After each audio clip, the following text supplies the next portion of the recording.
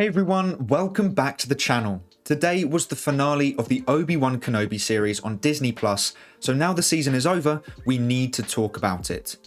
There were things I liked and a lot of things that I didn't, which is a shame as this show was based around my two favourite characters in Star Wars, Obi Wan Kenobi and Anakin Skywalker.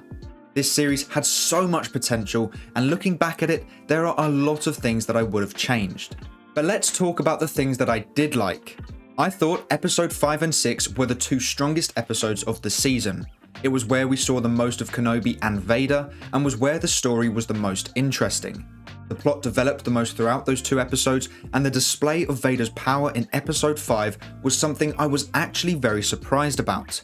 I really wasn't expecting Disney to show off Vader's powers like that, but I'm really happy they did. Vader in episode 6 was just as, if not more, impressive.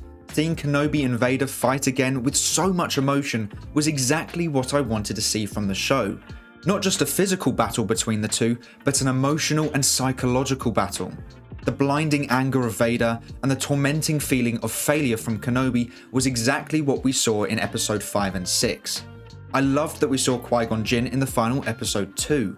Obi-Wan had been trying to communicate with his master since the beginning of the show, and it was only once he realized that he didn't kill Anakin, Vader did, that he was able to talk to his master. I loved it when Kenobi broke Vader's mask and you could see a damaged Anakin inside, just like Rebels.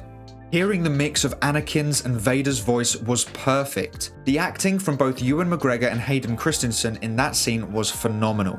Kenobi being overwhelmed with emotions after seeing his friend's damaged face for the first time in 10 years, and Vader's anger being displayed through just half a face was beautifully done. I also loved the flashbacks to pre-Attack of the Clones and Order 66. I thought the timing of the flashbacks to Obi-Wan and Anakin training were done perfectly, as they mirrored the current story of Obi-Wan and Vader, but I really think they underused the flashbacks. Episode 4 was a perfect opportunity for us to see Vader and Kenobi thinking back to their past. Maybe us seeing Obi-Wan watching Anakin grow up, and how there were small hints of him becoming Vader. We could have seen the Jedi from Anakin's point of view, creating an even richer and more detailed understanding as to why Anakin turned to the dark side.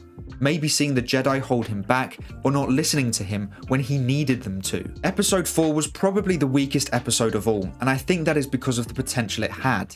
Both Obi-Wan and Vader started the episode in bacta tanks, and just like the Book of Boba Fett, could have been a perfect time to add even more depth to those characters. And that leads me on to more of my problems with the show, like Reva.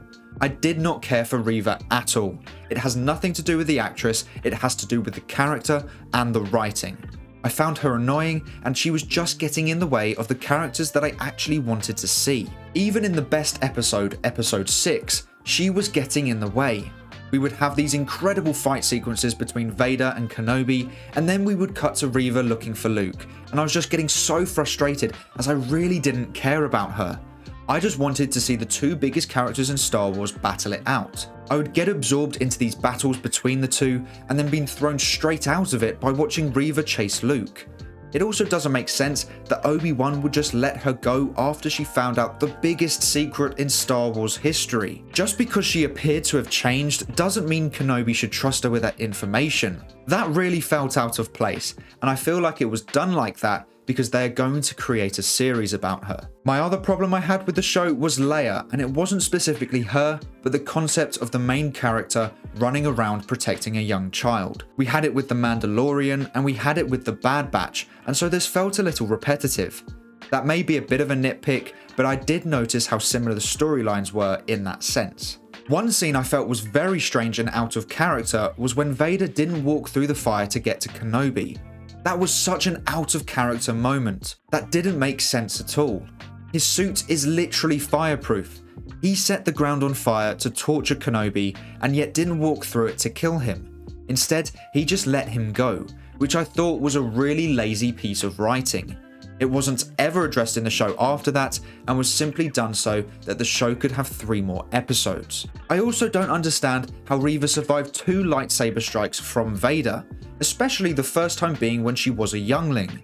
I also don't understand why Vader didn't make sure she died. She is clearly more powerful than she was when she survived the first time, So why did he let her have the chance of surviving again? Yet again, it feels like lazy writing to allow her to have a series of her own in the future. One of my main problems with the show is something that I have been very vocal about on social media, and is something that I talk about a lot on the channel. I've always said that for me, the score can turn a good series into a great series, and I have a real problem with the score for Obi Wan Kenobi. The first 5 episodes and 2/3 of the 6th episode did not have a single piece of the original Star Wars score in it, and it really bugged me. For instance, when Kenobi was using the Force for the first time since Revenge of the Sith, we should have heard the Force theme being used.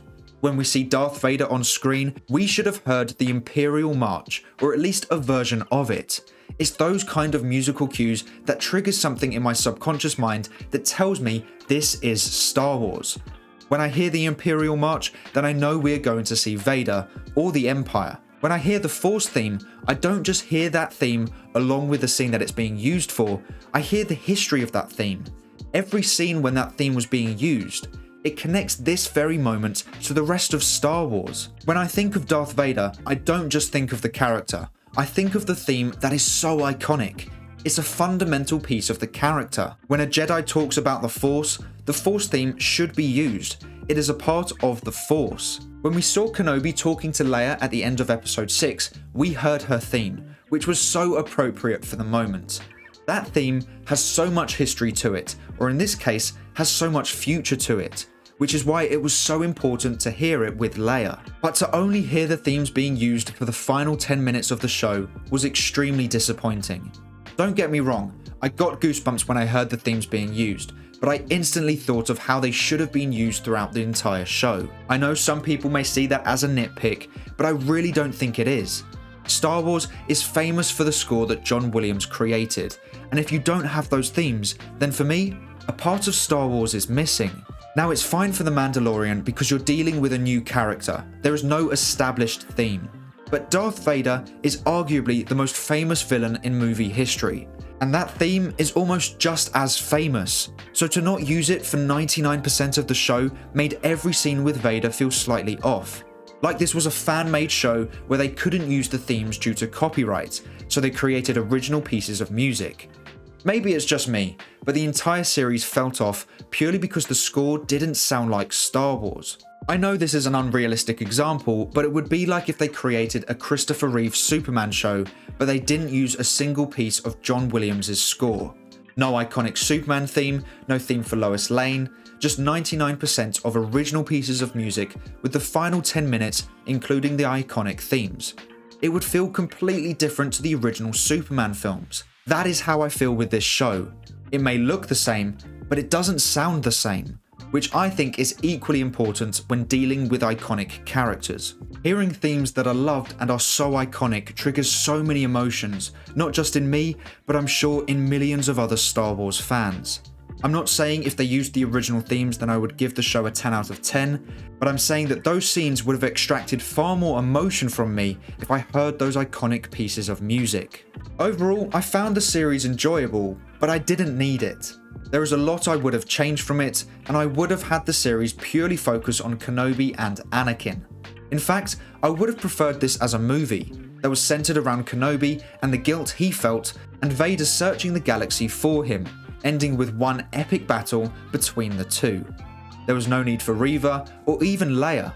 Kenobi could have been looking out for her, but I don't think they needed to interact, especially not on the scale that they did in the show. What I'm trying to say is I think they wasted a lot of time on things that didn't need to be there.